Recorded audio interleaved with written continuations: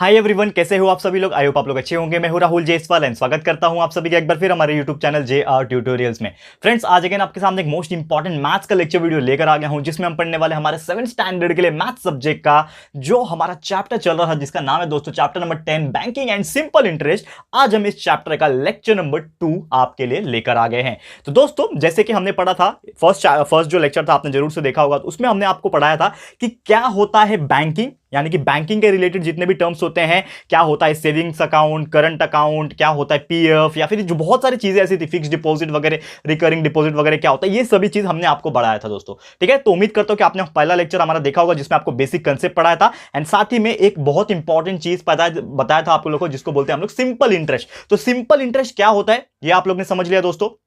Okay, अब simple interest कैसे calculate किया जाता है उसके ऊपर मैंने एक एग्जांपल दिया था दोस्तों। तो उसी को कंटिन्यू करते हुए हमारा आज का जो लेक्चर है उसमें आपको कुछ मैं एग्जांपल्स कराने वाला हूं। एक और फॉर्मूला है सिंपल इंटरेस्ट का, वो करा के एंड आप लोग को यहां पे बताऊंगा कि किस तरह से अगर हम कोई भी अमाउंट बैंक से लेते हैं या फिर किसी को भी देते हैं तो बदले में हम इंटरेस्ट कैसे चार्ज कर सकते हैं, या फिर वो जितना जो इंटरेस्ट है वो चार्ज करना है वो हम कैसे कैलकुलेट करेंगे। ये आप लोग को बहुत अपने लाइफ टाइम में भी काम आने वाला है दोस्तों। ठीक है, तो इसीलिए ये वीडियो बहुत इंपॉर्टेंट होने वाला है, इसलिए वीडियो को ध्यान से देखिएगा, वीडियो को बिल्कुल स्किप मत कीजिएगा। तो चलिए शुरुआत करते हैं, एक एग्जांपल ले लेते हैं। ठीक है, लेट्स सपोज एग्जांपल नंबर 1 आज के लिए। ठीक है, आप देख सकते हो अपने, अगर आपके पास टेक्स्ट बुक है तो आप टेक्स्ट बुक में भी रेफर कर सकते हो पेज नंबर 71 को। तो let's suppose I am taking one example कि एक लड़का है यहाँ पे, ठीक है, अंबानी नाम का, एंड ही डिपॉजिटेड 25,000 रुपीज। ठीक है, 25,000 रुपया उसने क्या किया, डिपॉजिट किया। आकाश नाम का लड़का है। ठीक है, तो हमारा यहां पे क्या होगा कि आकाश ने 25,000 रुपया भरा है। इसका मतलब क्या हो रहा है, एक बार मैं क्वेश्चन आपको थोड़ा सा बता दूं क्या बोला है कि आकाश ने 25,000 रुपया भरा बैंक में, और कितने रेट से भरा, लगभग 8 पीसीपीए, यानी कि परसेंटेज पर एनम जिसको बोलते हैं हम लोग। ठीक है, तो 8 पीसीपीए से 3 साल के लिए उन्होंने भरा। ठीक है, अब उसमें हमें पूछा है कि उसको कितना इंटरेस्ट हर साल जो है वो पे करना पड़ेगा और पूरा मिला के कितना भरना पड़ेगा। ठीक है, तो इसका मतलब सबसे पहले हम लोग कैलकुलेट करेंगे कितना इंटरेस्ट उसको भरना पड़ेगा। ओके, और कितना उसको यहां पे टोटल पैसा हुआ।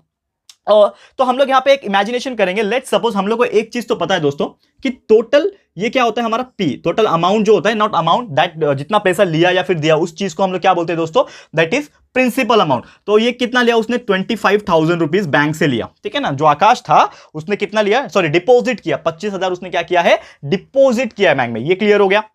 ओके, अब उसने कितना डिपॉजिट किया, 25,000 तो रुपए डिपॉजिट कर लिया है, लेकिन कितने साल के लिए किया है उसने, यहां पे 3 साल के लिए किया है। यानी कि जो हमारा एन होता है, नंबर ऑफ ईयर्स, तो मैं हमेशा बोलता हूं आपको एन से लिखते हैं, तो 3 इयर्स यहां पे उन्होंने इस चीज के लिए डिपॉजिट किया हुआ है। अब यहां पे पूछा है उसको कितना इंटरेस्ट मिलेगा, और रेट ऑफ इंटरेस्ट दिया हुआ है। ठीक है, जिसको हम लोग आर बोलते हैं। तो रेट ऑफ इंटरेस्ट कितना है, 12 पीसीपीए का, यानी कि 12% पर एनम का, सॉरी 8 पीसीपीए दिया हुआ है ना, आप देख सकते हो आपके टेक्स्ट बुक में।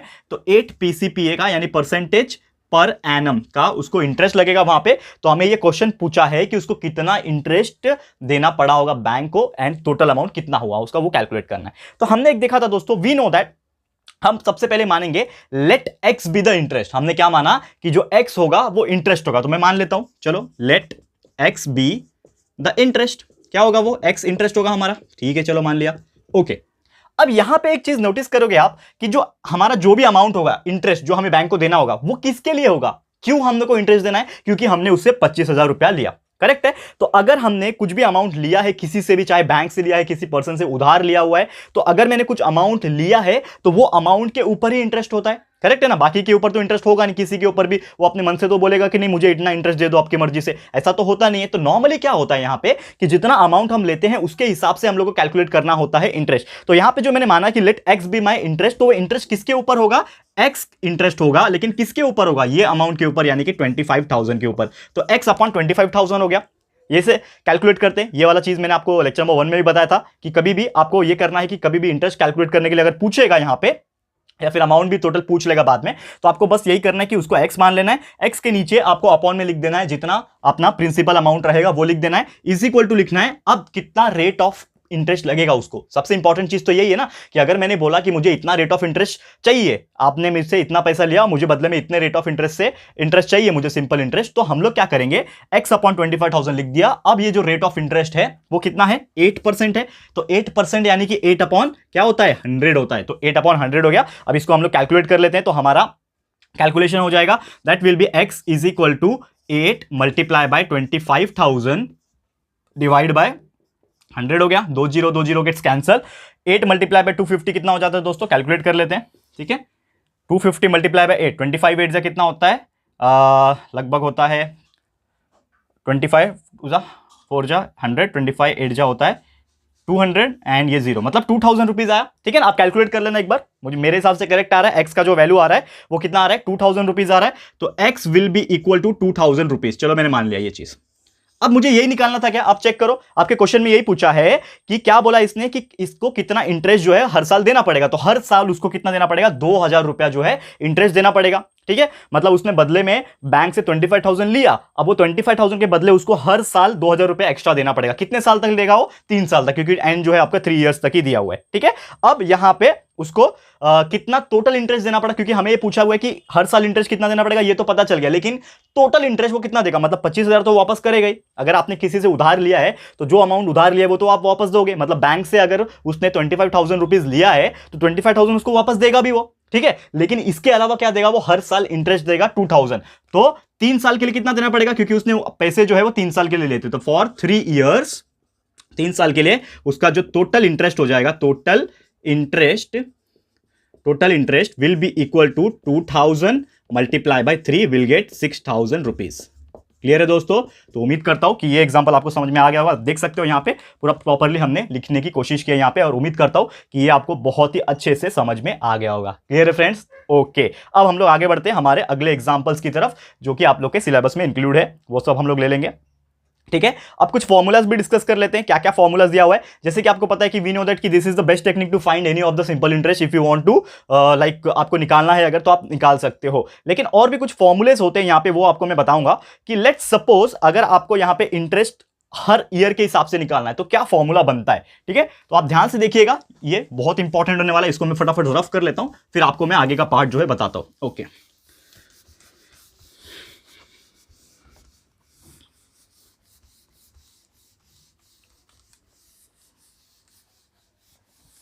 ठीक है, चलो स्टार्ट करते हैं। तो लेट्स सपोज आपका जो रेट ऑफ इंटरेस्ट का जो रेशियो अगर हम लोग मानेंगे तो क्या होता है, अगर हम एक फॉर्मूला के हिसाब से आपको बताने की कोशिश करूं, आपको किस प्रकार लर्न करना है फॉर्मूले को, कि आपका एक इंटरेस्ट होता है।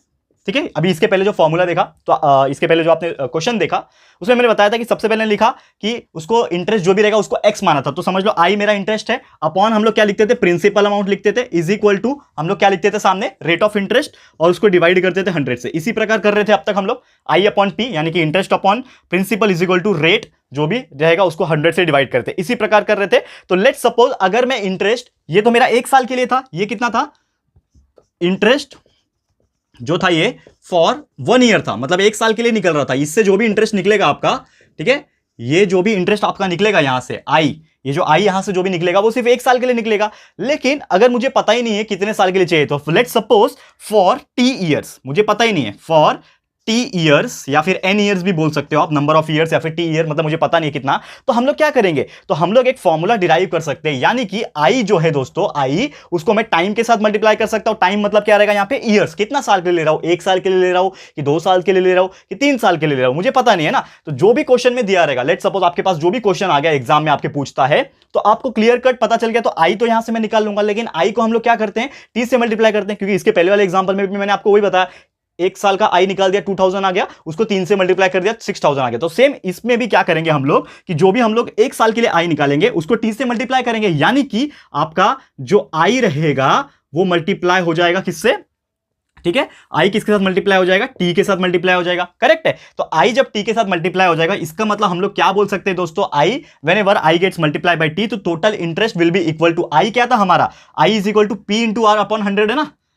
जैसे कि आप देख सकते हो, अगर ये वाली चीज को मैं ऐसा लिखता हूं आई के फॉर्म में, तो आई इज इक्वल टू पी और आर मल्टीप्लाई हो जाएंगे, तो पी मल्टीप्लाई बाय आर, और ये नीचे 100 है, यानी कि I is equal to P multiply by R upon 100 है। लेकिन उसी के साथ मैंने टी जब मल्टीप्लाई किया है, तो आई मेरा क्या है, आई तो मेरा क्या है, P multiply by R divide by 100 है आई, और इसके साथ मैं मल्टीप्लाई कर रहा हूं टी, तो यानी कि मेरा एक फाइनल इक्वेशन क्या बनेगा दोस्तों, that is P multiply by R multiply by T upon 100, that is the formula for I. यानी कि अब अगर आपको कितने भी साल के लिए निकालना है, यानी कि टी ईयर्स। आपको कोई एक क्वेश्चन एग्जाम में पूछेगा कि calculate the simple interest for 5 years, for 2 years, 6 years, जो भी आपको एग्जाम में पूछेगा दोस्तों, तो आप डायरेक्टली ये फॉर्मूला यूज कर सकते हो। ये फॉर्मूला भी यूज करोगे चलेगा, लेकिन फिर जो भी आएगा उसको आपको ईयर्स के साथ मल्टीप्लाई करना पड़ेगा। 2 साल दिया है तो 2 के साथ मल्टीप्लाई करो, लेकिन वो 2 बार करने से अच्छा आप एक ही फॉर्मूला यूज कर लो एंड सीधा सीधा आप क्या करो, उसको डिराइव कर दो एंड उसको कैलकुलेट करके आंसर निकाल दो। यानी कि आपका जो सिंपल इंटरेस्ट है I is equal to P multiply by R multiply by T upon 100। Clear है दोस्तों? तो whenever you will get any type of question, उसमें पूछा रहेगा इंटरेस्ट निकालो, सिंपल इंटरेस्ट निकालो, और वहां पे साल दिया हुआ रहेगा, कितने साल के लिए चाहिए, कितने ईयर्स के लिए चाहिए, तो सीधा सीधा आपको करना है प्रिंसिपल को रेट ऑफ इंटरेस्ट से मल्टीप्लाई करना है, टाइम यानी कि ईयर से मल्टीप्लाई करना है, उसको 100 से डिवाइड कर देना है, जो भी रहेगा आपका इंटरेस्ट का वो आंसर रहेगा। क्लियर है दोस्तों? तो उम्मीद करता हूं कि आपको ये क्वेश्चन अच्छे से क्लियरली समझ में आ गया होगा। इसके ऊपर ही एक एग्जांपल आपको ले लेता हूं सो दैट आपको अच्छे से और 100% समझ में आ जाए। तो फटाफट से इसको रफ कर लेते हैं, फिर हम लोग आपको एग्जांपल्स समझाते हैं। ओके,